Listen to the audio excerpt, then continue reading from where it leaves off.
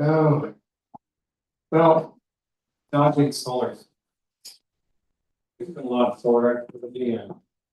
And we're cheap, yeah. No. Come. Come here, we got you. That's it.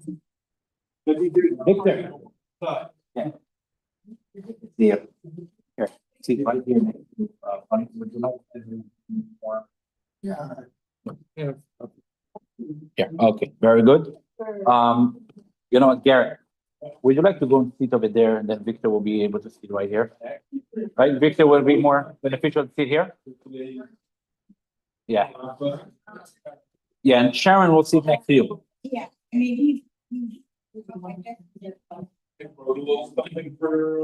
What? Did you?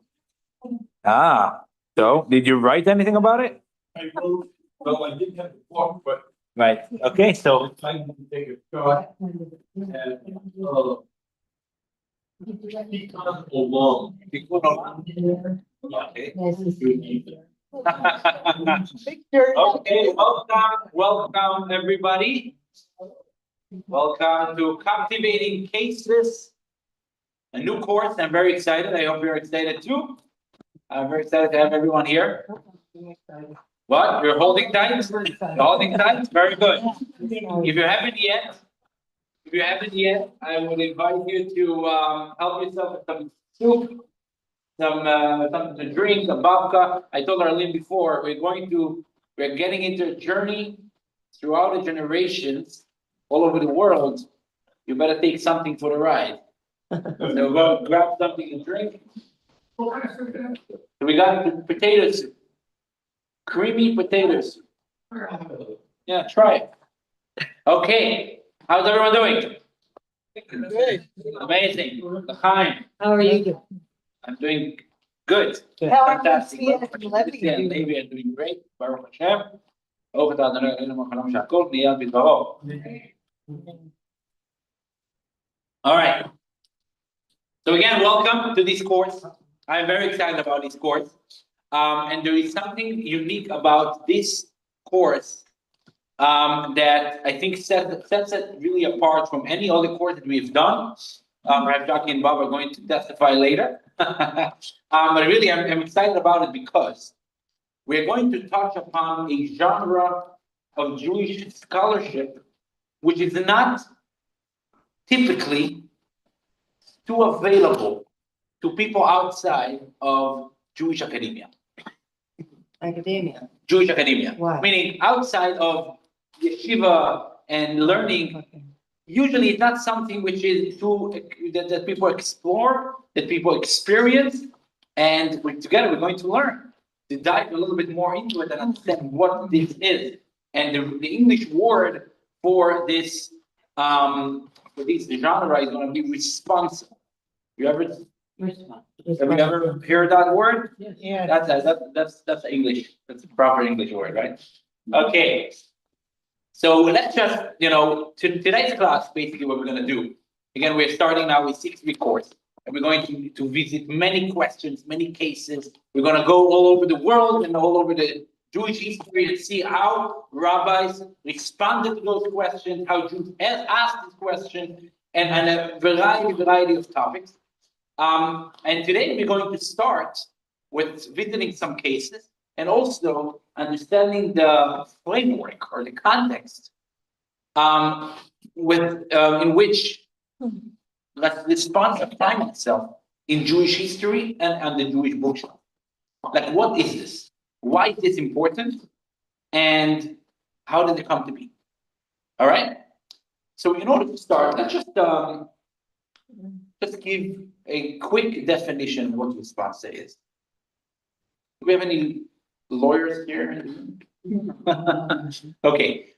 I'm assuming, know the difference between statutory law and case law. What is statutory law? Statutory law is a law that is written, right? What is the code of behavior, right? In a certain society, in a certain country, in a certain religion perhaps. And then you have a case law. All right. Now remember these two definitions. So statutory law is basically the ideal, right? How do we want to live? What is the law in every given case? Case law is the actual application of those laws in real life. So in court, for example, a lawyer will come and let's say there's a question, right? There's a case, and a lawyer will come. Typically, they're not just going to talk about what it said in the book, right? But they also, the Constitution is not everything. You have the Constitution, and then you bring precedents, right? You look at other cases and see how the Constitution, how the law, how the statutory law was applied in this case, and from there we take it forward. Responsa is basically Jewish case law, but as we're going to see soon, it is very different than a regular secular case law. But before we go too much deeper, let's start with our first case for tonight. All right? The first case of tonight, we start with a very interesting case occurred around the year 1300 in Spain.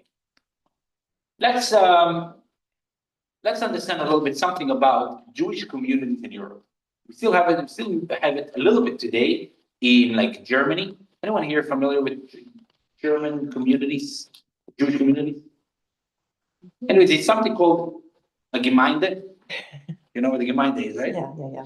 The Gemeinde is the community, right? Yeah. So community back in Europe, I'm talking here about Spain, the Jewish community was a entity, which was a kind of the Jewish government, so to speak. It wasn't just a community that people come and celebrate and learn and enjoy Jewish life together, but also the community also had some kind of autonomy from the government that they were able to charge certain taxes. They were actually the government gave them the right and of autonomy over the Jewish people, over their community. Every Jew was a member of the community, and for that they needed to participate in, they needed to pay the taxes, and they received the benefits the community was receiving, and so on and so forth. Now, on top of the regular taxes every citizen paid, the community, typically the Jewish community, the Jewish community especially, many times were taxed one unified tax to the community. Okay? Now the community, how does the community pay this tax? Well, every member contributes according to their means, and this way the community could pay this tax to the government. Now, I said in German, the name for this is Gemeinde. The name for it in Hebrew is the Kehila, and in Spain they used to call it the Kahal. Kahal is the society, the people.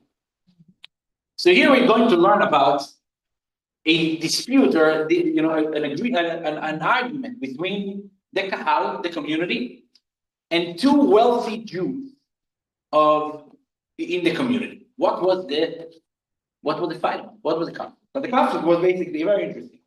These two wealthy Jews, we don't know their name, but these two wealthy Jews were exempt from paying taxes to the government. Meaning back then, government was a king, right?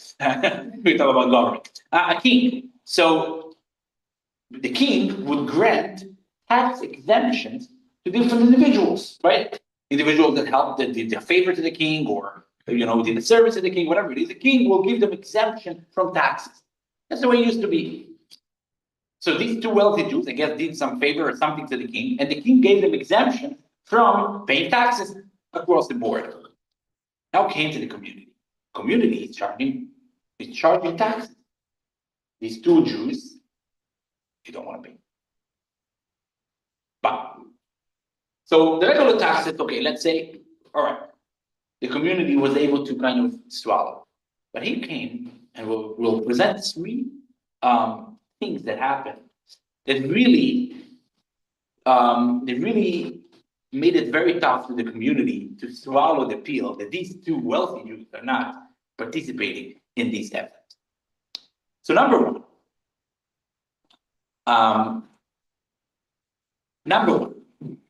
back then, what again? So we will be page 3 in just a couple moments. But first, before, in the text, we're going to read the response the way it is written in the book. Here, I'm just giving you the story before that. So, the community in Spain back then suffered from something very frustrating and very dangerous every year around the week of Easter. In the week of Easter, those who are hanging out in the streets, whatever name you want to give them, they were drunk, they were wild, and of course, who was the target? The Jews, of course, right? It's one thing we're good at, being a target. So every week, every year in the week of Easter, it was dangerous for the Jews to be in town, not just to be outside, to be. So what did the community do? They hired security guards. They bribed the local police to have extra presence in their quarter, in the ghetto, whatever, during that week of Easter.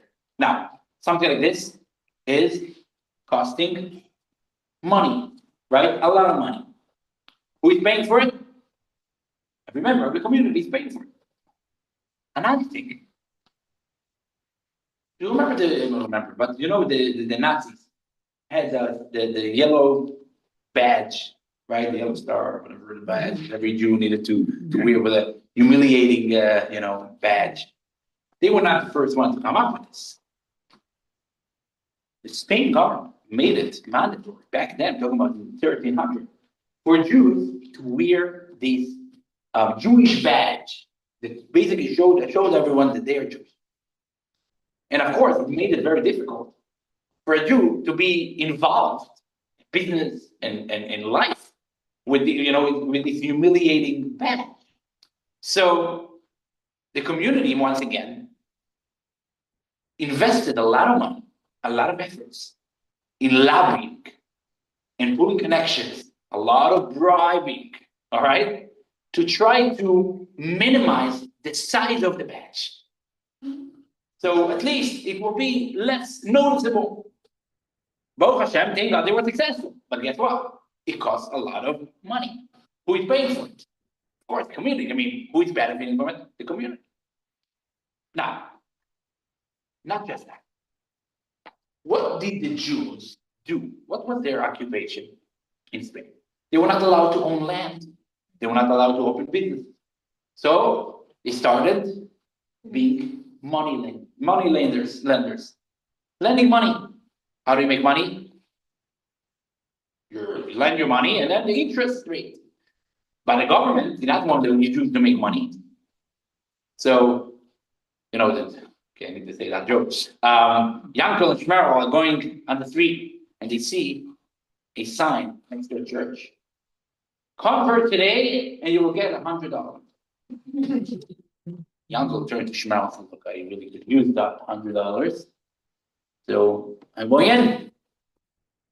Shmerel was waiting for him outside, he's shocked. Yankel goes. 10 minutes later, he comes back. Shmerel asks him, no, you got the $100? You guys are all about the money. That was the response, Yankel. You guys are all about the money. Of course, don't ever try it at home. So the government, of course, did not want the Jews to make money. So they put a cap on how much interest they could charge. So let's say the normal interest rate will be 6%. The government said, well, Jews, you're not allowed to charge more than 2.5%. Now you can make money with 2.5% with the risk of losing the money. So, well, the Jews found their ways, and I guess the Christians needed the money, and the Jews needed to lend, so it worked for everybody. So the government basically turned a blind eye for Jews, charging normal interest rate, which was above the cap that the government put. But what happened? Very soon, those who borrowed the money didn't want to pay. So, very easy. You go to the government and you say, look, the Jews are charging more than they should. So the king went ahead and canceled all Jewish debts. So if you owe $1 million to a Jew, you do not need to pay nothing. What? Like student loans? Now, that was a huge tragedy for the Jews. So, of course, again, lobbying, bribing, a lot of effort, and they were able to get it back. That at least the what's it called, the principal will need to be paid back, and up until the cap of the government, let's say 2.5%. So the Jew will be paid back 2.5%.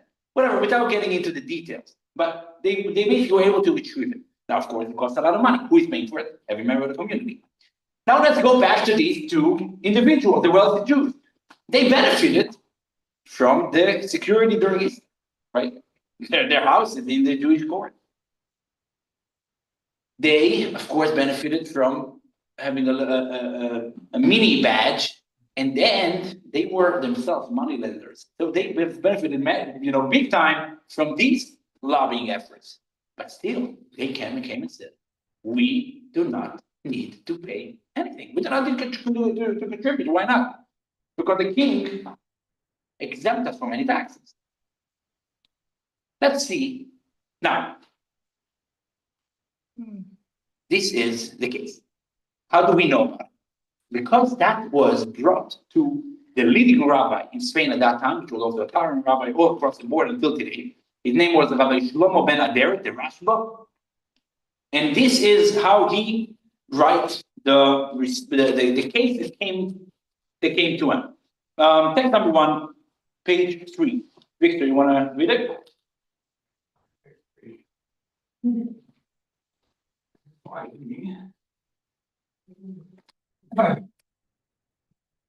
Got it in English. Well, where do we start? Okay? Yeah.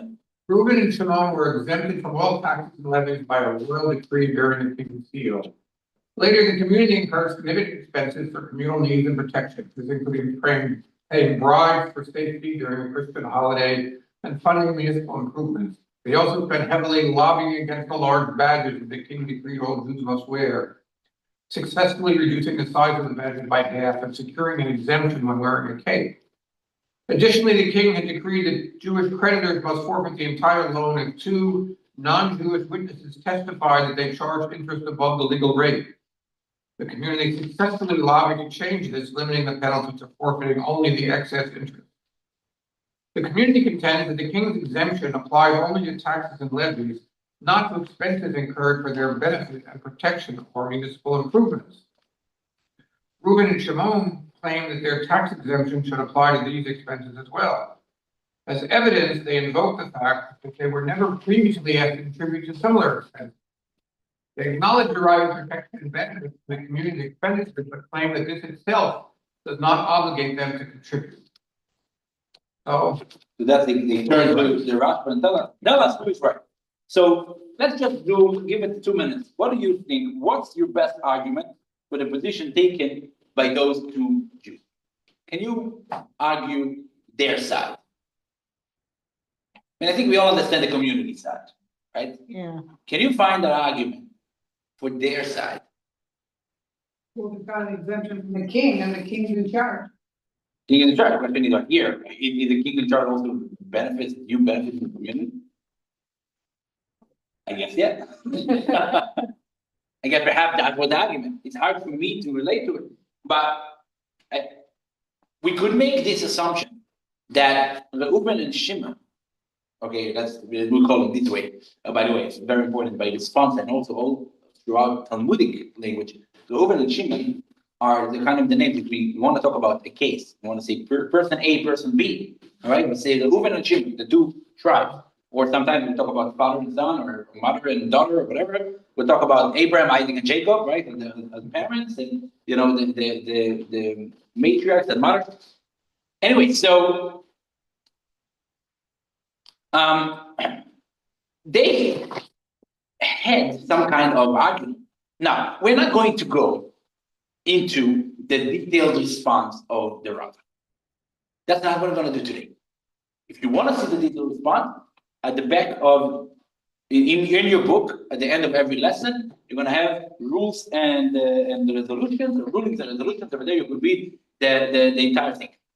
What I want to point out And let me just, spoiler, the rabbi actually sided with the community. Said the community, of course, this is something that you benefited from. It's very different than the taxes that the king is putting, it's the benefits that you had, and therefore you have to pay for it. But again, I encourage you after the class to go and read it. Today, we're not going to focus. In today's lesson, we're not going to focus so much about answers. Because in today's lesson, what we want to try to build is appreciation for the question. And let me explain what I mean. So we spoke about the difference between statutory law and case law. So here's how case law in Judaism is very different than case law in just secular American world. What's a case law?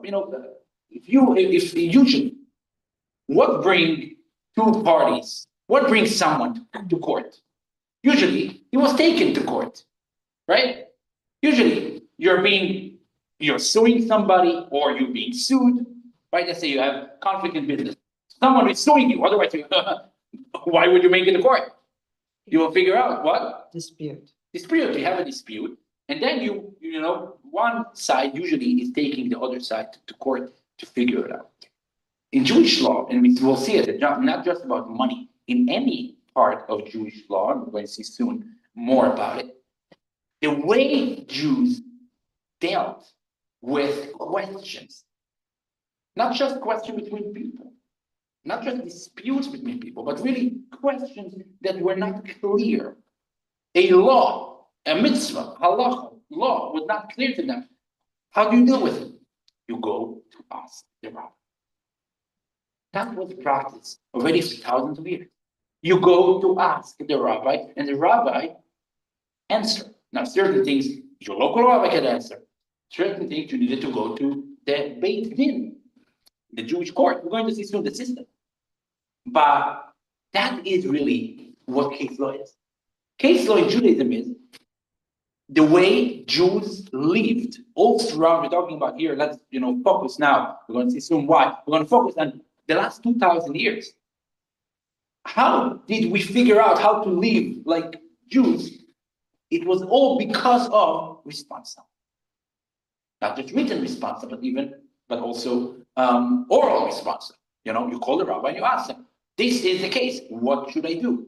You see, it's not just about, so court was not just used in order to force opinion on somebody, but it was used in order to find out what is the right move, what is the right act.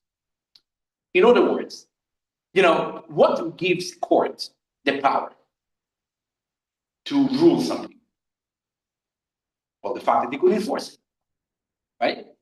Court could enforce the law, meaning by the law enforcement are enforcing the law that the court is making. But you see, in Judaism, at least in the last 1800 years, there was absolutely no law enforcement. And still Jews found themselves in Jewish courts. Why?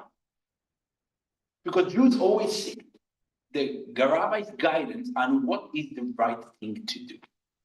So Reuben and Shimon, for example, these two wealthy Jews and the community coming to the rabbi, not just that the rabbi should force the wealthy Jew to pay. You know what? Even if the rabbi really would like to, he can't. How can he force them? Especially if the king said that they are not going to. He can't enforce them. But still, those two sides find themselves in Jewish court. Why? Because as Jews, everything is we ask what is the right thing for me? What am I expected to do? And that gives us the place we're going to build now the case for it. Why? Why is it so important? The questions. Again, not so much the answers. We're going to throughout the course. Don't worry, we'll have a lot of answers. And tonight also, we're going to talk about the answers. But tonight specifically, I would like to emphasize the question component, because this is something that we don't find in any other society. Going to ask the question, even though no one's going to force you, no one is going to enforce the answer that they're going to be given. All right. So before we start, any questions?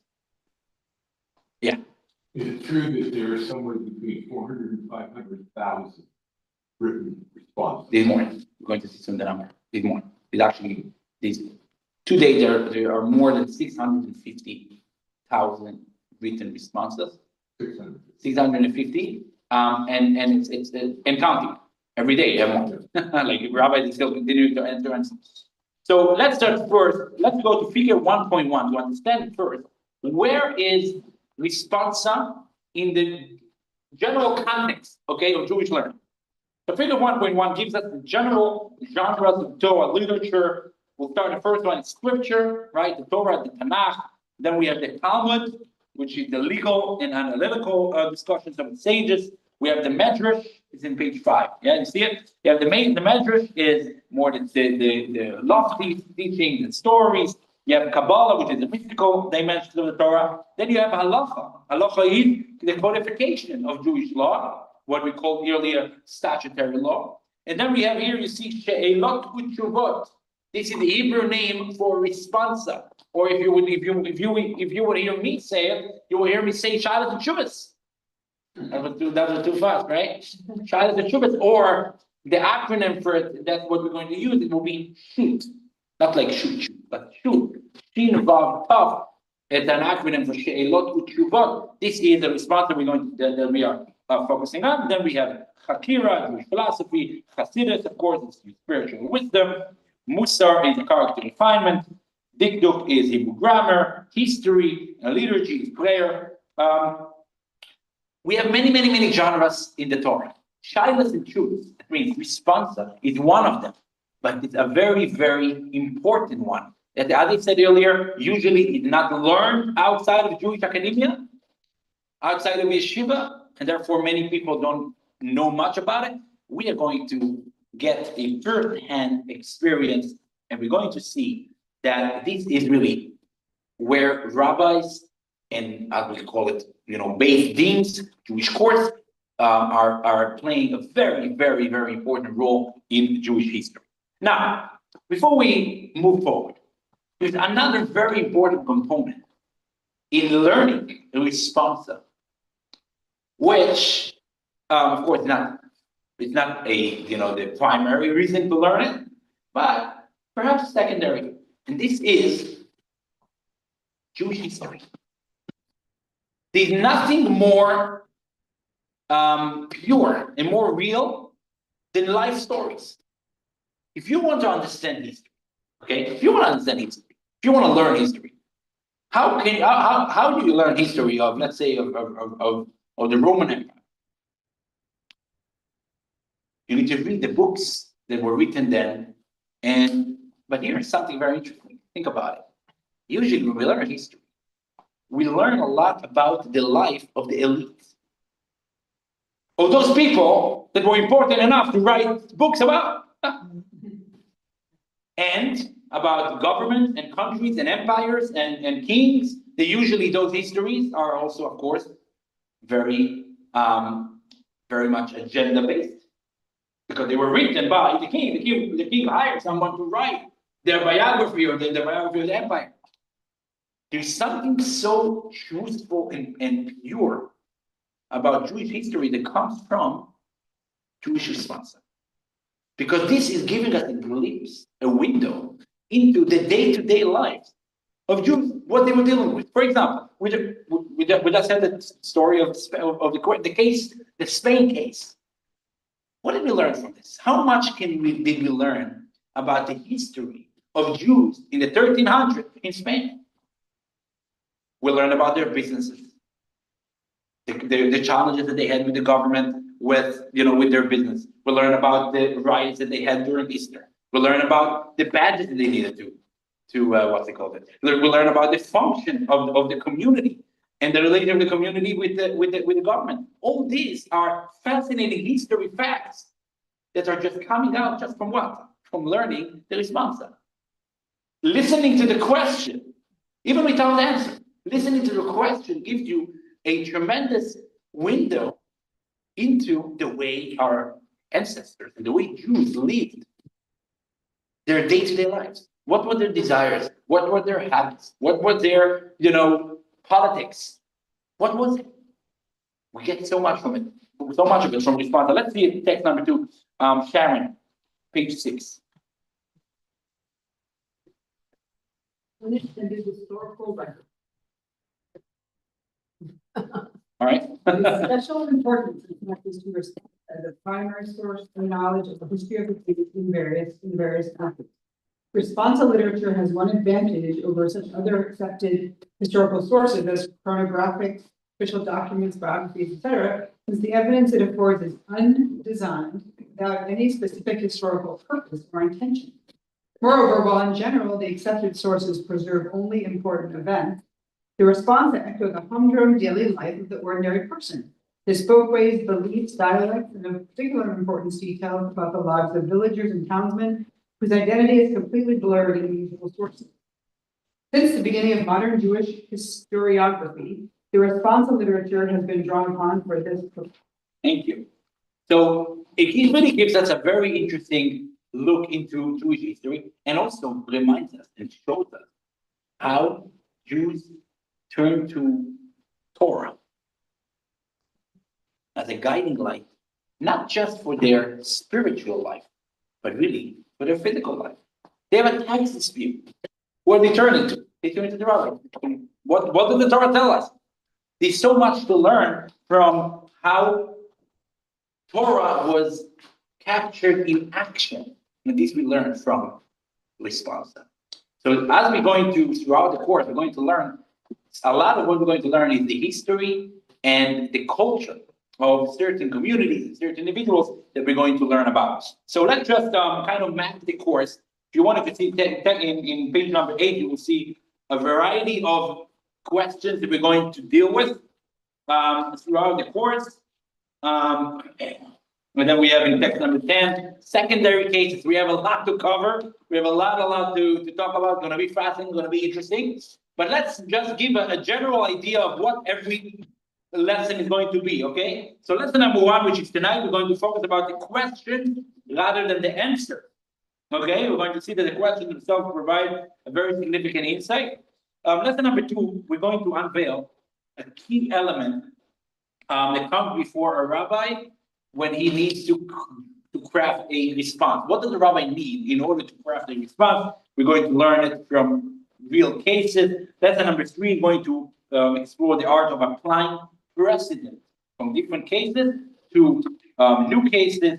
Lesson number 4 is going to show us how rabbis need to consider broader Jewish values when they craft a response. Lesson number 5 is going to tell us about how the rabbi need to understand the reality and the person in front of them, the psychology behind them. And finally, lesson number 6 is going to be a very exciting one. We're going to see how all this is going to emerge when we talk about futuristic technologies like AI and different things, how they play out in the Jewish, in Torah. So before we move any further, I would like to spend now a few minutes to understand the why. So we saw how questions, how everything, all case law of Judaism is based on the fact that a question was asked. Okay? I want you to let this sink in. Everything we're going to learn is going to be about a question and answer. Meaning, a question was asked. No one was sued. No one was called to court. Two sides or one person is turning to the rabbi, turning to the authority, again, with no law enforcement power, and asking for the Torah's opinion. This is what we're going to understand. And the question is, why? What's so important about asking? Why is it so important that we ask every little detail? Why is it so important we ask the rabbi? Why don't you go to a tax specialist to talk about, I don't know, to go to a socialist and figure out the community problems? Why do you need to go back to the Torah? And we're going to see a lot of it has to do with the mitzvahs, right? What's the theological framework behind Jewish response? Behind not just the genre of response, but behind the practice of asking questions. What is it? So we all know in the year 2448 to creation, Matan Torah, Mount Sinai. Right? The Jews are leaving Egypt. We read it in this week's Torah portion that the Jews are crossing the sea. Right? They're going towards Mount Sinai. Next week, we're going to read about the receiving of the Torah on Mount Sinai. When the Jews received the Torah on Mount Sinai, it wasn't just that they received the law, they entered into a covenant with God. Entered into a relationship, as God is putting it, it's a relationship that we have with God. By us doing the mitzvahs, learning the Torah, being His people. Let me ask you this. Can we, human beings, mortal human beings, have relationship with God? Does that make sense? Can we, human beings, really have relationship with God? Entering into a covenant with God, what does that mean? When I have a relationship with you, on what ground and what base do I have a relationship with you? I have a relationship with you because we are both human. we speak the same language. We could look at each other. We share so much in common that we could have a relationship, any type of relationship. But how can a finite being, which is each and every one of us, I believe, right, have a relationship with God? God, which is, of course, infinite. How does that make sense? It's possible. How is it possible? It's on a different level. What do you mean? The rabbis themselves are also human beings. They've been learning from Torah. And So do you think so? Torah gives us the ability. exactly. But It's inspired, the inspired word of God. Mhm. That's what Torah is. And Okay. so the rabbis have studied and so studied. let's try to leave the rabbis on the side for now. Let's talk about me and you, okay? We want to have a relationship with God. It's not something which is possible. You're saying yes. I think so. Why? Because of the Torah. And it's on a different level. Okay. Let's build it up. Okay. What that means? Why would the Torah give us the ability to which, Don't ask me, ask somebody. No, because no, I'm not asking you. I'm building a case because you're absolutely right. The answer is that of course we could have a relationship with God, and this is through the Torah, meaning through the mitzvot that He gave us. In order to understand it, let's think of it this way, okay? Princeton University, that's you, right? Princeton. After the days of Albert Einstein, right? So let's imagine Bob. Bob is a worker at Princeton University. He's a gardener. He doesn't know much. He's illiterate. He never learned. Doesn't know how to read nothing. And that's it's not the real story, but let's picture this, okay? And Bob is working the garden of Princeton University, and all of a sudden he sees Albert Einstein. He's walking by the group of students. Now he heard about it. Saw him in the paper, saw him on television, whatever. He was really like, he's drawn to greatness here. Albert Einstein, smartest person alive, such a great. But he's thinking to himself, I would really like to have some kind of relationship with Albert Einstein, but what do I have with Albert Einstein? If I'm going to come and talk to him, we're not talking the same level. There's no understanding. What do I have with Albert Einstein? How can I? So he's telling himself, I guess you can't. I mean, you can't have a relationship. You actually can't have a relationship with Albert Einstein. You're completely different worlds. In your world, Albert Einstein is a figure. In Albert Einstein world, you don't exist. But there are common things that you have. Like what? Well, we eat food. Correct. So what? You're going to Albert Einstein. Going to tell him about what you ate for dinner? He's not interested. Right. So how are you going to form a relationship? That's the question. He would love to. You know how? So imagine Albert Einstein is walking by and he sees Bob the gardener, and he's turning to Bob and saying, Mister, what's the time? What's the time? What was the time? When Bob is going to answer Albert Einstein. Well, the time is right now 1:42. This is a relationship. Meaning Albert is initiating a relationship with this guy, asking him a simple question. It doesn't make a difference what it is. It could be a question, it could be a favor. Can you please please give me a cup of water? The second that this simple gardener is giving Albert Einstein a cup of water, there's a relationship between them. All of a sudden, he becomes somebody in Albert Einstein's world. Right? Does that make sense? Now imagine this Bob will decide, oh, I have Albert Einstein's attention. He's asking me about what the time. He's going to, I want to start telling him, you know, this watch I got from my grandmother from my bar mitzvah, and a whole story. Guess what? He's not interested in your stories. He asked you a simple question. You able to provide the answer? You just entered into a relationship. Now, of course, it's simple person and Albert Einstein, they're both human beings, and you know, there's no infinite difference between them. But we could use the same analogy to the relation between us and our Creator. When Hashem, the infinite God, and us wants to enter into a relationship, well, if we are deciding what the relationship is about, I'm sorry. Why do you think you can have a relationship with something which is infinite? You can't. There's no connection there. But if Hashem is turning to us and telling us, Victor, I would like for you to do something for me, then it doesn't make a difference what it is. By the fact that we, mortal, finite human beings, are doing what he asks us to do, that forms a connection. That forms a relationship. And of course, the relationship could be on his terms. It can't be on our terms. If we start to tell him the stories about our Bubby's present for our bar mitzvah, well, you just ruined the whole thing, the whole experience. He's not interested. The relationship could only happen on his terms by his initiative. And really, this is what a mitzvah is.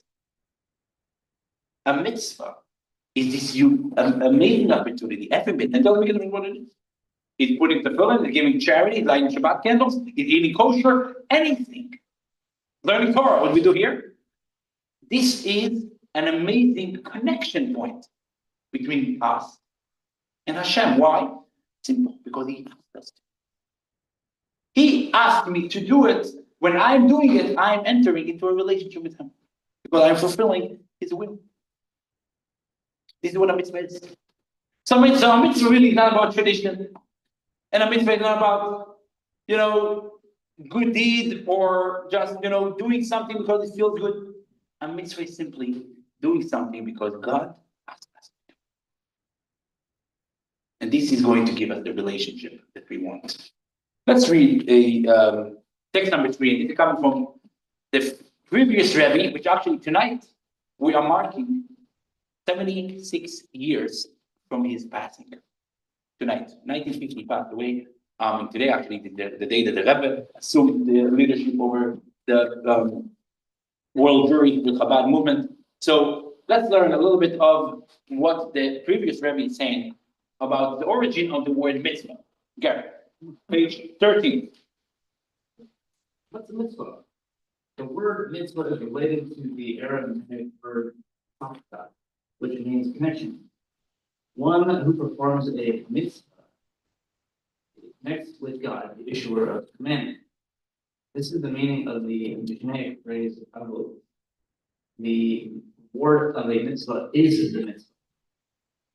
Of avot is in avot. Yeah. The word of a mitzvah is the mitzvah. The word of the mitzvah is the connection. It generates with God who issues the commandment. All right, thank you, Garrett. So what's the word mitzvah? The word mitzvah comes from the word command, but also comes from the word connection. And that's what we say, you know what the word of a mitzvah? The word of a mitzvah is a mitzvah. Now, it sounds a little silly. You know, like someone asked me, what's the reward of doing this mitzvah? Like, imagine, you know, you're asking your child, clean your room and I will give you a reward. You will get the reward. and they clean their room, they're excited coming to you. No, what's the reward? Clean room. That's not fair. That's not fair. That's not what they expect, right? But really, but this is what the Mishnah said. You know what the reward of a mitzvah? A mitzvah. The fact that you did a mitzvah. Thank you. But really, what the Mishnah tells us, you know what the reward of a mitzvah? The connection that you just experienced. If I ask you, what's the reward of you hanging out with your child? Well, the fact that you have a child and you can hang out with them, right? You don't need reward, the bonding. The bonding itself is the most rewarding thing. And this is what happens when we do a mitzvah. Any mitzvah. Now, as we know, we have 613 mitzvahs. Every mitzvah has so many details, so many specifics. Jews throughout the generations knew all the specifics of the mitzvahs. You know, when Moses received the Torah on Mount Sinai, he came back. And for 40 years, what did he do? He taught the Jews all the details of the Torah. You know, for example, we know that on Sukkot we take 4 kinds, right? The lulav and the etrog, and right, all this. If I ask you, what is an etrog? Well, you ask every Jew in the last 3,000 years, everyone knew what etrog is. Why? Because it's a tradition that they received from Moses. It's written in the Torah, a citrus fruit. But can it be any citrus fruit? Could be a lemon? Well, no, it can't be a lemon. It really needs to be an etrog. And Moses explained what an etrog is, and then we know it by tradition, from millions of people heard it from Moses, and then go from generation to generation. Now I'm asking you, well, but I want to use lemon for my 4 kinds. Can I? Well, not really. Because that's not what Hashem asked. Well, but I want to. Well, you could, but that's not going to be mitzvah. Because the mitzvah, again, understanding what the mitzvah is Hashem giving us the opportunity to connect to Him with doing what He wants us to do. Right? He's showing us His will and telling us, that's what I want you to do. And those are the specifics. If we are not listening to the specific, or we tell them, well, it's more convenient for us to take a lemon, it's like Rob telling Albert Einstein, well, I would like to tell you the time, but actually I would like better to tell you about the story and how I got to watch. That's not going to create a relationship. That's not the power of the mitzvah. It might feel very good, but that's not what it's essentially, one second, that's not what the mitzvah is. What if it's not available, but the intent is there? Very good question. Very good question. So, Jude actually explains that question Right. of they don't have an etrog, and you go, you know what? It's part of life. Sometimes we just don't have the things that we want to have. Now, so with all the intent in the world, and Hashem knows our intent and knows it's sincerity of the heart. But, now this is not like a practical question, so we could talk about it a little more. If someone finding himself in Siberia, okay, they don't have an etrog. No matter what, they don't have an etrog. And they take a lemon. Did they fulfill the mitzvah? They didn't. Well, perhaps they in their mind, in their heart, they connected to the idea of the mitzvah. But was the mitzvah actually performed in the way the mitzvah needs to be performed? Not really. Because it's not up to us to decide how we would like to do the mitzvah. A mitzvah is something which, this is what God told us, that's what He wants. Us coming and saying, well, but I would like to use a lemon, or I don't have an etrog and I'm going to use the lemon instead. That's not what He asked for. So what He's asking from you at this point, in this situation, when you don't have an etrog, what God is telling you to do, I understand that. And there's space in place in Jewish law. If you don't have, what can you do? What can you do? But to take something else, it might feel good, but that's not what the mitzvah is. Is that clear? Do we have? It's not like the person doing something wrong. No, they're not doing something wrong. Okay, very, very good. Thank you for clarifying. They're not doing something wrong. But essentially, that's not what the mitzvah is. Depending on the circumstances. Yeah, I mean, too bad, of course. And by law, Jewish law will tell us there's something called oinus. Oinus means when it's emergence. You don't have matzah on Passover. So guess what? You don't eat the matzah on Passover. That's life, sometimes you really want to do something or really want to experience something and it's not available. It's not available, fine. But if I will eat crack, you know what, it will come to life with the question that we're going to experience. That's why it's important for you to build that theological baseline for this. Because this is understanding a little deeper what the mitzvah is and what opportunity we have when we light Shabbat candles every week. You know, also, you know, if we would like to Shabbat candle, we'll say, you know what, today I don't have time. It's a Friday morning. I will light the candles Friday morning. That's very nice to have candles lit, but that's not the mitzvah, right? Because again, it's not on our terms. It's whatever God is telling us. That's what I want. You know, something else. It's just not what He wants. So it's not going to create that connection. That makes sense? Sure. Okay, now, how do we know all the details? So that's why the Jews tried very hard throughout the generations to meticulously do the mitzvah according to the details, the specific that Hashem wants. Because again, understanding that without it, you're missing a very key component of what the mitzvah is. So I want to do the mitzvah right. How do I make sure I'm doing the mitzvah right? Well, if I will have a doubt, I will ask. Now, when Moses was alive, well, the question came to Moses. When Moses knew that it's not going to be for eternity. So what did Moses do? Text number 4 coming all the way straight from the Deuteronomy. Bonnie, you want to read it? Page 14. And Moses putting a system in place. If a matter alludes to in a case involving capital punishment, litigation, leprous marks, or a case where there is a dispute in your cities, you shall set out and go up to the place that God shall choose.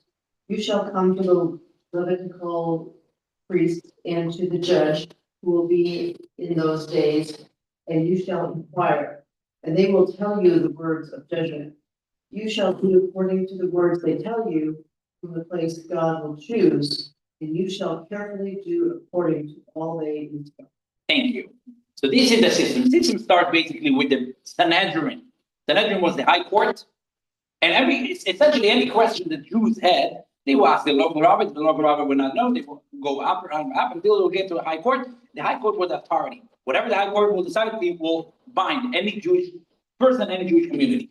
Now the thing is, after the destruction of the Second Temple, the year 70 of the Common Era, the Romans understood the power of the Sanhedrin in the continuation of Jewish life. So they basically started to persecute the Sanhedrin and the rabbis until by the fourth century, the Sanhedrin already ceased to exist. So since then, when you have a question, what do? Well, you go and ask the rabbi. And this is where the art of responsa started to flourish.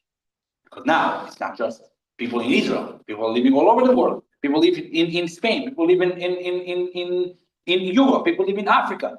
They send in questions, and every question is being answered. And this is where we get. So most of the responses that rabbis have been answering, again, talking about 2,000 years almost, is most of it is gone. Meaning most of them was orally, most of them, and also things that they were written down, not everything survived, everything. But what we have today is over 650,000 Jewish Torah responsa that are available today and counting, because people are still asking questions. Me personally, when I have a question, certain things I could answer myself. Certain things I'm going and asking someone who is higher than me, right? And they will decide. And they, that's why it's important that we understand the framework and how important this is to ask the question. Well, when you ask the question, you're basically showing, I am committed to do it right. But there are contradictory. Very good. So what do you do with contradiction? So, for example, in the high court, it will go by majority. Majority of rabbis, majority of judges will go this way, then the law will be this way. So now, when you go to a single rabbi, well, every community has their rabbi, so everyone follows him. Okay, and then if you have a different rabbi contradicting him, all right, then we'll figure it out. It's very fun. Let me tell you, Jewish response is very fun because one rabbi says this, another rabbi arguing, saying something else. There's a lot of learning, but this is where it's all happening. It's all happening in this category of asking the question and getting the answer. Now, again, it's just important for me to press, because I think this is the baseline of the entire course, understanding the reason why it was important for Jews always to lie. Because Jews always, under any circumstances, we're going to see in the next 35 minutes, what kind of circumstances feel extremely important for them to do it right, because they understood what is the power of a mitzvah. Power of a mitzvah is when we have connection of God. Connection of God is something that happens on His terms, and therefore we want to align ourselves to His terms and do it the way He wants it. Then we could have a relationship. Any questions so far before we delve into the cases? Is that clear? All right, l'chaim for that. So let's start with some cases that we're going to explore in today's lesson. First one takes us back to Spain. Sorry, yeah, it's about Spain, but Algeria. Algeria in Africa, right? So in March 1732, we're going to be in page 16. 16 is going to be the map over there. Going to be helpful. So if you have the map in front of you, so we're talking about the year 1732. Spanish forces started putting themselves in Spain towards the border with, not the border, towards the sea. And the threat was for an imminent invasion somewhere in Algeria. Okay? They were getting ready to invade Algeria. You see it in the map. Now, if you see here, in Algeria, there's a city called Algiers. Okay, Algiers, all the way to the right.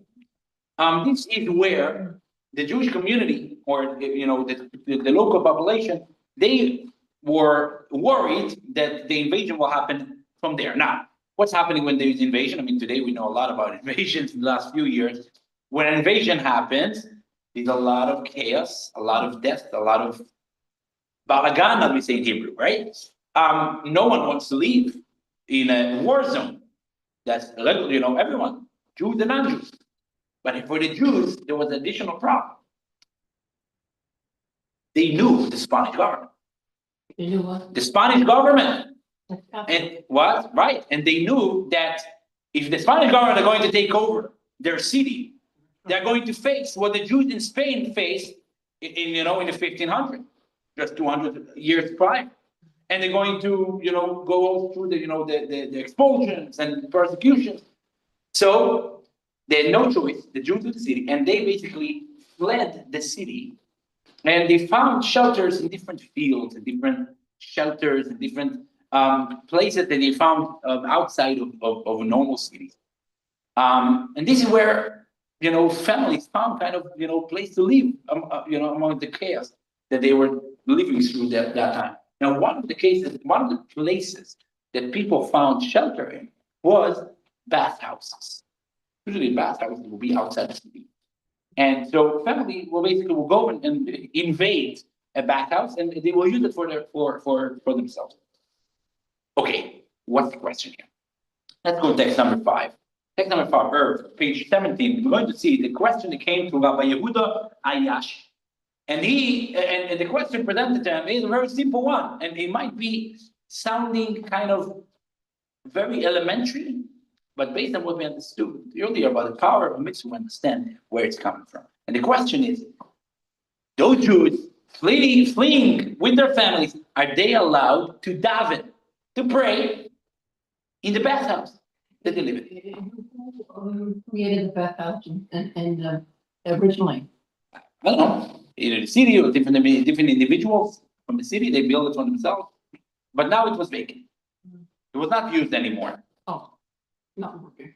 Not working. Right. So now they are living in it, and they want to know: are we allowed to pray in it?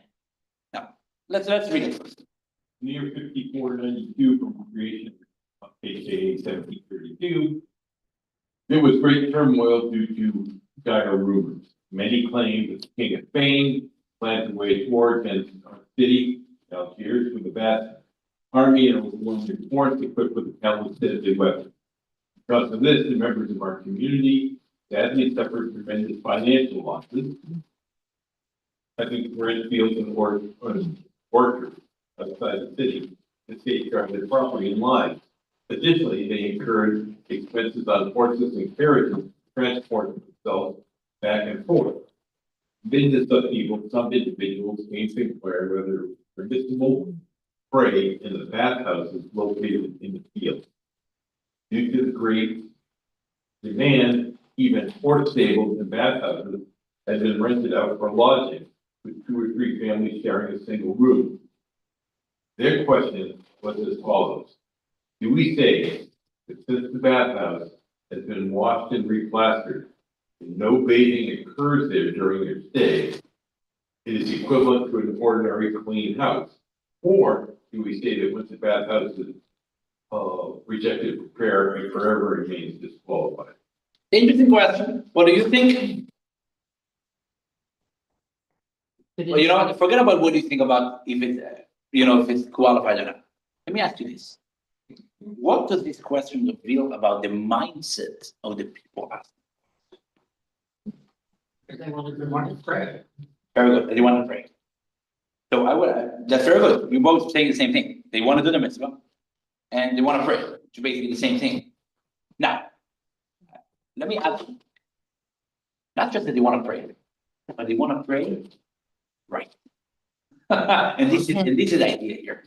Because the fact that, it's very normal that, a family trying to flee, this chaos is trying to find a sense of normalcy where they find themselves. Now, for Jews, it also includes, setting time for prayer and everything. I would understand, and that makes sense. Even psychologically, it makes sense. But what we learn from this question is, and not just that they ask, should we daven, should we pray? Yeah. They want to daven in the right way. They want to make sure that when they daven, when they pray, they do it in the way God wants them to pray. So they're asking a very innocent question. Would God want us to pray in this bathhouse, or is it better to be outside? But it's no longer a bathhouse. That's the question. Is it considered a bathhouse or not? And again, the answer for that you could read at the end of the lesson. In short, I would tell you the answer of the rabbi. He brought different proofs from the Talmud that it's still considered a bathhouse, and they're not allowed to daven there. And they will need to go outside. Meaning, even though they live there, they will need to go outside to daven. Why? Because once a bathhouse, has the status of a bathhouse, unclean or inappropriate for sacred activities, it doesn't lose its status. Again, why and more the reasoning you could read for yourself. But what I want to bring up from this is understanding the purity and the beauty of the question. The fact that even among the chaos and the danger, of fleeing for their life with their family, you can imagine with kids with this, and they lost their businesses, they lost everything. What bothers them? What bothers them? What bothers them is how to do this mitzvah right. How much strength, how much resilience, how much power behind the question, regardless of the answer. You get what I'm saying? Power of I want to do it right, the commitment. Now, it's interesting. I heard once a talk of the Lubavitcher Rebbe. Very emotional. The Rebbe was crying a lot. The Rebbe was talking about this in the 70s. The Rebbe was talking about a boy that wrote to him a letter from Russia, in the communist Russia. And he asked the Rebbe for a letter. Now, to send a letter to the Lubavitcher Rebbe was dangerous. But he managed to escape to write a letter. And the Rebbe said, the boy didn't ask me for a blessing to get out. He didn't ask me for a blessing that he should have what to eat. You know what he asked me? What to do about the fact that it's hard for him to daven, to pray properly. It's hard for him to keep focused when he's davening without external distraction. There's something so beautiful, so pure about the commitment behind the question. The Rebbe was crying when he told that story. Because this is what this question brings us. Let's go to the next case. The crypto Jews of Spain The conversos, do we know about them?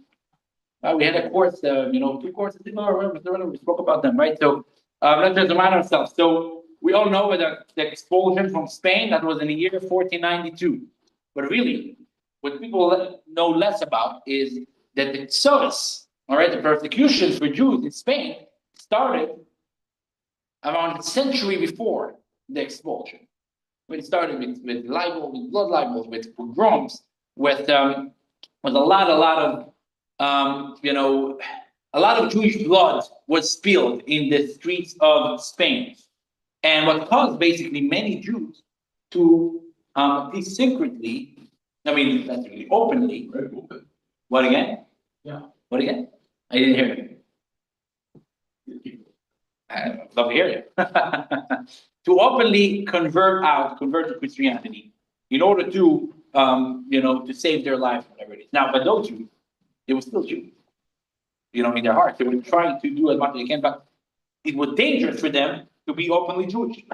Now, some of these Jews were able to make it out to North Africa, to Algeria, for example, and then they were able to go back to Jewish life. And they were in constant communication with those friends of theirs, okay? The conversos, those crypto Jews still living in Spain. And here we're going to read about a fascinating Halachic question that got through this connection to Rabbi Shlomo Duran, which was a rabbi in Algeria back then. Pesach was coming, right? Pesach was coming back then. And these conversos wanted to stay away from eating hummus, right? We know what hummus is, leavened bread, leavened grain. So even though they don't have matzah, right? Back to the question of matzah before, right? They're not going to have matzah. If the people around are going to find out that when they eat matzah, it's dangerous for them. They're not going to have matzah. They're not going to have anything, but they want to find a way to survive the week of Passover, without eating hummus, without eating grain. But how can you do that? So they're asking a rabbi in Algeria the question. Let's see, text number 6. Bruce, you want to read it? I was asked about these conversos who are so important that many strive to observe them to the best of their ability. How can they eat during Passover in a way that avoids morality, fear, prohibition, coming? For them, refraining from all food typically by Jews on Passover is in practice. Even if they limit themselves to eating rice or similar foods, they fear being accused by Christians of maintaining their ancestral customs, as rice is commonly prepared in every Spanish Jewish home during Passover. This fear weighs heavily. Some of these distressed and anguished individuals have asked whether there are grain-based foods used traditionally avoided that could be permitted in their unique circumstances. Thank you. So listen to this question. So they know they're not going to eat matzah. They know they're not going to celebrate Pesach, but at least one thing, they don't want to eat hummus. They're trying to find, perhaps there's something that usually is not being done, but now they could be. So, we gave them some interesting solutions. We told them, for example, you could make matzah, but just not with water. Make it with apple juice, orange juice. If it's pure juice, then we know that it's not going to become hummus. Now, today we don't really do it because we are afraid that maybe a little bit of water came into the juice and then it's going to become hummus. But in that case, he basically said, if you're being very careful, you could basically make matzah with juice. Or he told them an interesting thing. He told them bake matzah a few months before Pesach. Okay, this way, no one will, it's not going to arouse any suspicion. And then grind it, make it matzah meal. That they sell in Safeway matzah meal. You make the matzah meal from. So make matzah meal, and then from this matzah meal, you could make different things on Pesach. It's whatever interesting solution. But I want to ask you now, what are the parallels between this case and the prayer and the bathhouse case? What do we see? What's similar? Any similarities? What? They want to do with the. Very good. Finding themselves in a difficult situation. Now here we're talking about dangerous situation. But there in the bathhouse, it wasn't dangerous the way it was for them. But And still, what they want to make sure that they at least doing something right. But here there's something a little even more in this. You know, psychologically, it's very easy to say, you know what? Either all or nothing. If I don't have matzah, I don't have the seder, and I'm not going to shul, I'm not going to celebrate. So you know what? Let me just forgo Pesach this year, right? That will be a common answer, a common thinking. Let me just forgo Pesach next year. Hopefully, over this year, hopefully next year will be better. Those Jews said absolutely not. We are committed to do as much as we can right. And they're asking again, risking their lives by asking the question. Even the question asking the question is risky. They are risking their life. What? Even because if they find that if the government or people will find out that they are communicating with rabbis from overseas, they're not. We don't find Christians communicating with rabbis, although we'll find soon. But King Henry the VIII, we'll get to it in a moment. So this is just another interesting case of even in such a situation, doing the right thing, not just doing the right thing, asking how to do the right thing. And that brings us really to a heart-wrenching story and question that is that we're going to deal with, coming from Auschwitz. All right, Rabbi Tzvi Hirsch Meisels. He was a rabbi in Hungary, and he was deported. The Nazis deported him to Auschwitz, and he was there with many other Jews. And here he's recounting in his book. He made it. He survived the Holocaust, and he wrote the book of Responsa. Actually, in I think he lives in Borough Park or he lives in New York somewhere. And he wrote this story in his book. The day is Erev Rosh Hashanah, the day before Rosh Hashanah of 1944. Now, we know a little bit of Holocaust story. Whenever a shipment of Jews will come to Auschwitz, they will make a selection, right? Mengele will make a selection. All the children and young women or older women will be sent to the left, which will be, killing them on the spot, gas chambers, and the right will be into the labor camp. So everyone 18 and under is right away to the gas chamber. But, oh Hashem, the Jews, some youngsters were always able to find somehow find their way out of the gas chamber to the labor camp. Either way, the selection, after the selection, for the selection, whatever. Came the day before Rosh Hashanah, 1944, and the Germans decided they're going to put a stop. They realized the amount of youngsters having around. So they decided, they said that at the first day of Rosh Hashanah, they're going to, basically they got all the youngsters that were able to find from all across the labor camp and locked them up in a cell block. The sum total was 1,400 kids that they found all throughout the camp. And they put them in a cell block and under the watch of Jewish couples. And in the next couple of days, all these 1,400 Jews are going to go to the gathering. Now, the following morning, relatives of the boys, talking about the first day of Rosh Hashanah, relatives of the boys started realizing that they could negotiate with the couple. Now, some people had valuables, some people had this. So they wanted the couples to release their son, their nephew, their cousin, but the couples were told by the Germans, if we find 1,399, you are going to pay for it. Meaning you are going to be taken at the 1,400. Meaning it's going to be 1,400 people. So people started, and some people managed to bribe to do this. So the couples, of course, were not able to, they didn't sacrifice their own lives. So they said, well, for the right price, whatever it is, we are ready to release your relative. But we're telling you, we release your relative, that means we will need to find another someone they're going to be in their stead. Another youngster that somehow, got away from the Nazis now. They're not part of the 1400, he will need to be retaken.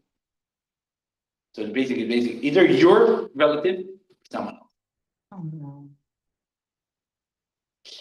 Well, some people decided they're going to save their relatives no matter what. Some people struggle with it. And here is a story, the way Rabbi Moses is telling it to us. Bob, you want to read it? Text 7a, page 22.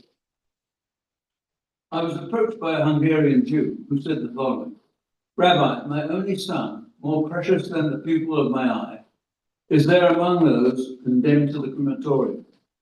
I have the means to ransom him, but since we know that couple will take another initiative, I ask the rabbi to rule per the Torah whether I may ransom him. Whatever your ruling is, I will obey it. When I heard this, I shuddered at the thought of ruling in such a manner of life and death. I said, my beloved child, how can I determine the answer in such a grave matter under these conditions? Here I am in Auschwitz, without any halakhic books, with no other rabbis with whom to consult, and without the necessary clarity of mind because of the dreadful circumstances. Okay, here we do the next exercise. There is a little too emotional. Exercise 1.2. If you were to formulate a reason to permit it, what would that be? Anyone? First of all, let us sink in. So this rabbi is being approached by the father. Father said, "This is my only son. I could save my son now, but I know they're going to take him. Can I do it?" And the rabbi said, "I don't know what to answer you. I don't have the books. I don't have someone else. I can't answer you. So I'm asking you. You want to give me something an idea? How can we permit it? Huh? You could just say like, you don't actually know that another kid is gonna be killed in this place. Okay, so very good. Let's get to it in a moment. Now, if you had to formulate a reason to forbid it, what would that be? So what precedent would be for such a question and an answer? Well, he wrote later when he came to America. He wrote a whole week. You could see it at the end of at the end of this class. You will see it. There is precedent in the Talmud. But Garrett just mentioned something. Are we sure that another boy is going to be put in his place or not? So here is what Rabbi Moses wrote. But so let's understand it a little bit. If I am able to, or let's clarify differently. The Talmud rules that a person is not allowed to kill someone else to save themselves. Why? The reasoning is, why do you think that your blood is redder than theirs? Right? So you can't save yourself. No. The question is, of course, based on that, should we be able to save this boy, knowing that someone else will be? The question is like this. Are we able, here, it's not that the father is going to actively murder someone in order to save his son. He's going to save his son. A chain of events later, the capos will realize, oh, we only have 1399, so we need to find someone else. Indirectly, he's getting someone else to be killed. He's not killing actively. So the question is, can we detach his action of ransoming his son from the action of later another child being taken? So that's basically the question is. The question here is, and this is where Garrett's point comes to life. The question is, so Rabbi Moses said like this.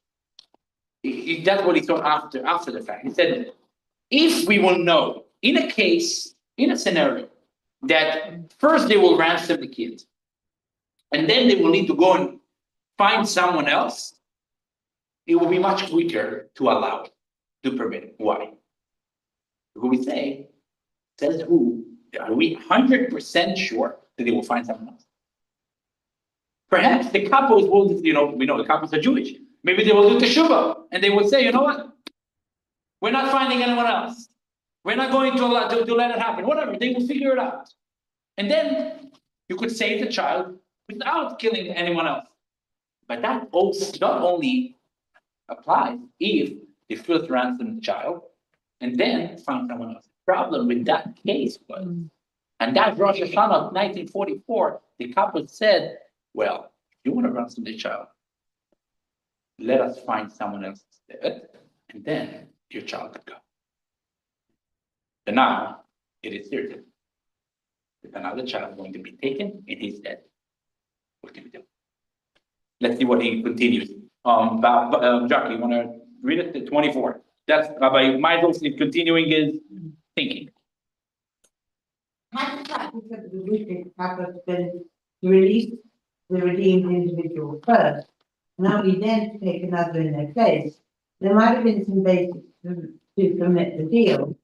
After all, the couples were themselves Jews, and according to Halakha, it's certainly forbidden to them to actively place another person who was not originally selected into mortal danger. According to the Torah, one must choose death rather than violate the prohibition of being an accomplice to murder. Therefore, one could have argued that it is not certain that they would replace the redeemed person with another, as they might at the last moment be stirred by their Jewish conscience not to commit such a grave sin. However, to my great sorrow, I learned that the couple's practice was to first take another youngster from the camp and only afterward release the redeemed individual. This ensured that they would not lack the requisite number of individuals demanded by the SS, for which the couples were held accountable. So what are we doing? The reality is that they're taking another boy. So what did Rabbi Meisels answer to him? Arlene, want to take it 7C 26. He was uncertain. Rabbi Meisels did not know what to say. So let's see how he answers. However, the man overcome with tears, continued begging me, and said, Rabbi, you must give me a definite answer, as this is a pressing question while there is still some time to save my only son's life. And I was pleading with him, my dear and beloved Jew, please, I beg you, desist from asking me this question. I cannot give you any answer without consulting sources, especially under these terrible circumstances. The father responded, Rabbi, this means that you cannot permit me to ransom my only son. So be it. I accept this judgment in love. I continued to implore the man, and I protested his conclusion. Beloved Jew, I did not say that you could not ransom your child. I cannot rule either way. Do you want Do what to you wish. do what you wish, as though you had never asked me? He continued to urge that I give him a clear answer, but seeing that I was not about to render a halakhic ruling, he said with such emotion, Rabbi, I have done what the Torah has obliged me to do. I have asked the question of Rabbi. There is no other rabbi here. If you cannot tell me that I may ransom my child, it is a sign that in your mind you are not certain that halakha permits it. For if you were certain that it is permitted, you would unquestionably have told me so. Your evasion is tantamount to a clear decision that I am forbidden to do so by halakha. All my attempts to persuade him not to place this responsibility on me and to act as though I had never heard the question were completely in vain. What a story. What a question, right? This is great. But you know what we see from here? If rabbis provide answers on instinct, then he would able to say, well, yes, no, I feel like it's wrong, I feel like it's right. That's not how rabbis operate. That's not how response, that's not how Torah operates.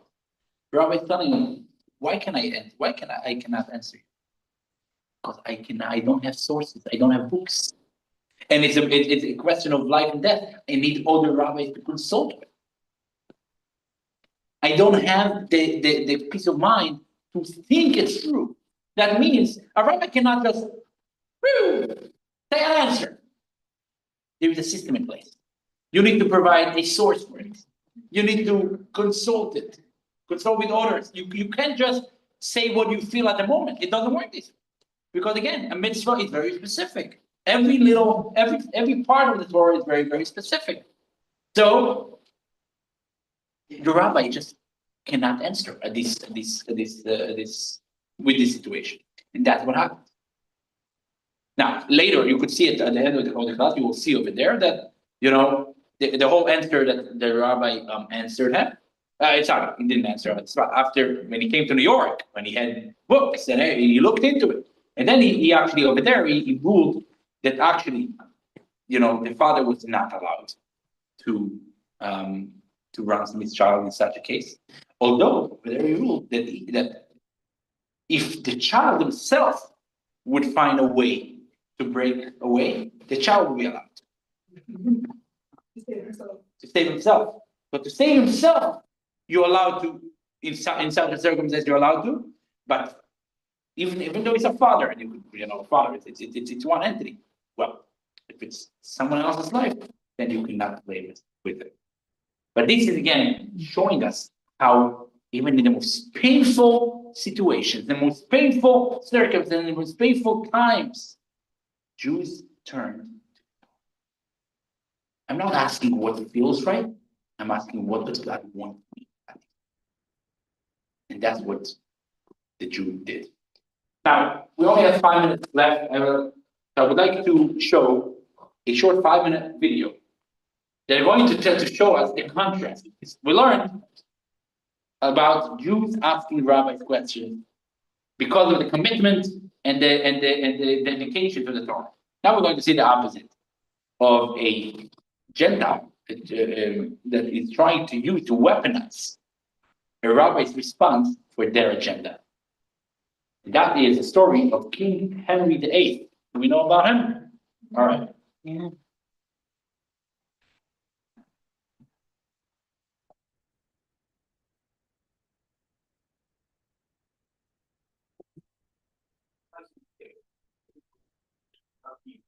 It sent shockwaves through the century. The saga that led to it's the story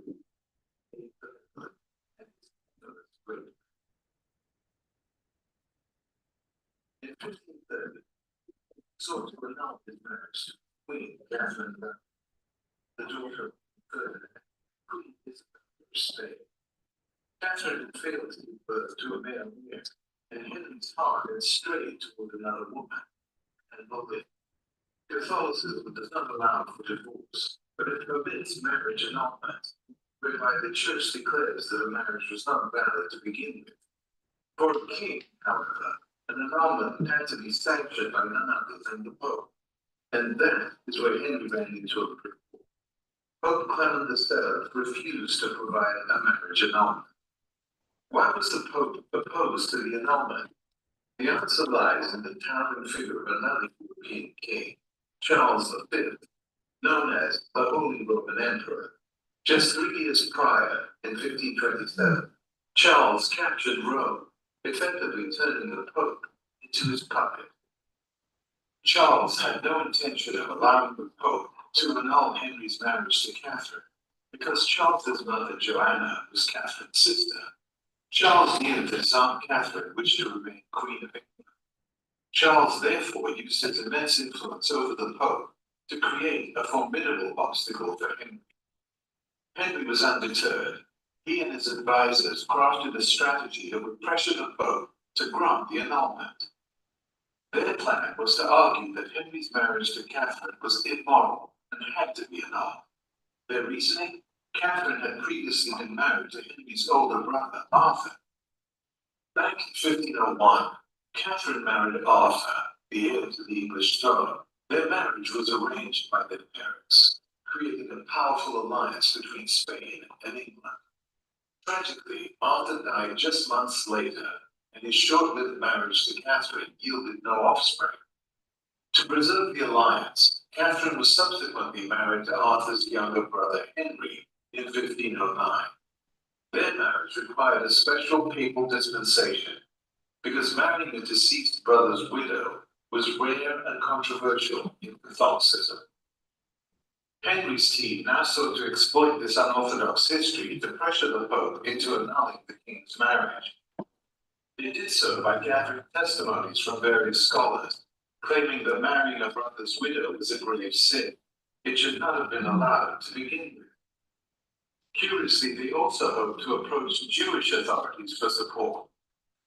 The problem with consulting the Jews was that England had expelled all of its Jewish subjects some 1040 years earlier in King Edward's 1290 Edict of Expulsion. King Henry therefore dispatched a close confidant, Richard Croke, to Italy. His mission, to secure evidence from prominent Jewish scholars that marrying a brother's widow was a grave sin. The challenge with this endeavor lay in the fact that while the Torah forbids a man from marrying his brother's widow, Deuteronomy explicitly carves out an exception. If a man dies childless, it is a mitzvah for his brother to marry the widow to establish a legacy for the deceased. This is called yibum, or levirate marriage. Henry's marriage to Catherine seemed like a straightforward case of permissible yibum. Richard Croke's plan, as revealed by the letters he wrote during his mission in Italy, was to enlist rabbis who would limit the scope of the mitzvah of yibum, making it inapplicable to Henry. For instance, he sought rabbis who would rule that yibum was only a mitzvah if the husband died during the betrothal, but that yibum was forbidden if the husband died after consummating his marriage. He also sought rabbis who would testify that yibum was only permissible for Jews, but not for non-Jews. Ultimately, Henry's research project was in vain. The Pope wasn't about to change his mind, seeing that he was unsuccessful in securing an annulment from the Vatican. He chose to break away from the Catholic Church and to establish the Church of England. On May 23rd, 1533, Henry's newly appointed Archbishop annulled his marriage to Catherine, and Henry crowned Anne Boleyn as his new queen. For the Jewish people, this historical episode marked a rare moment in which a Gentile monarch sought guidance from Jewish wisdom. Guidance. There's the interesting contrast, on how they basically were trying to weaponize the Jewish agenda, in order to use it. Now, he executed 6 wives after that, King Henry VIII. But this is the exact contrast of everything that we learned today, right? But if we go but it's a very important historical anecdote, when we speak about the rabbinic responsa to reference to that story. But to summarize what we learned, we established the base for responsa, starting our journey, understanding what is the value of asking questions, what is the value of doing the mitzvah right. We saw some interesting cases. I encourage you to go and read more about the rulings and the resolutions at the end of this class. And next Tuesday, we're going to continue with our journey. This time and next week, we're going to talk about what is the preparations and what is the we'll get a glimpse into the laboratory work the rabbi needs to do before he crafts a response. We're going to use some fresh cases and questions, and we're going to see how we're going to craft a response for them. I can't wait to share it and experience it with you all. I hope you enjoyed the conversation tonight, and if you have any questions or comments, now is the time. How long ago did Yes. they do away with? What again? How long